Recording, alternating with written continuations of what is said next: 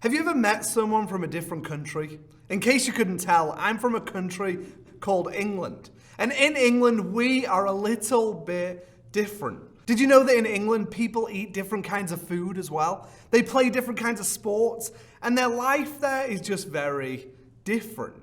And when we meet people who are different from us, we don't always tend to like them. That's mainly because we don't understand why they live the way they live. And in our Bible story today, there's these two different groups of people. There's the Jews and the Gentiles. And these guys lived very differently.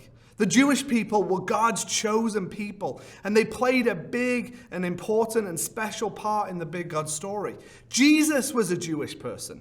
And on the other side, the Gentiles, this was a word that was used to describe everybody else who wasn't Jewish. Jewish people and Gentiles, they didn't usually hang out together. They ate different things and they lived in different ways. However, the Holy Spirit unifies all people who believe in Jesus. And when Jesus lived on the earth, he showed love and kindness not just to the Jews, but also to the Gentiles. He healed the Jews and the Gentiles. Jesus died for everyone's sin.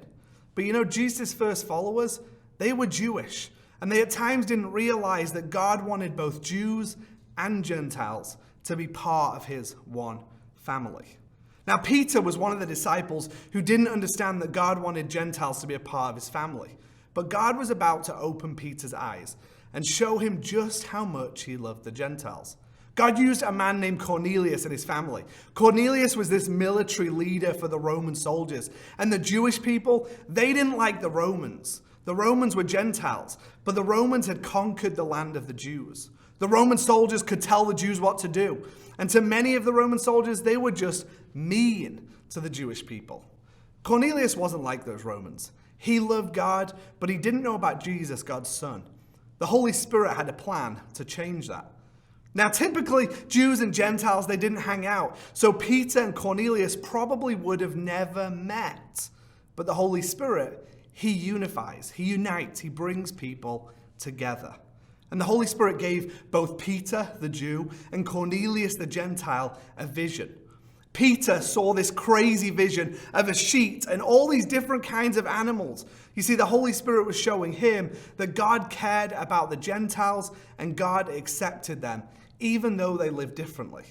Cornelius, he had a vision of an angel, and the angel told him to send his men to Joppa to go and bring back a man named Peter to his house.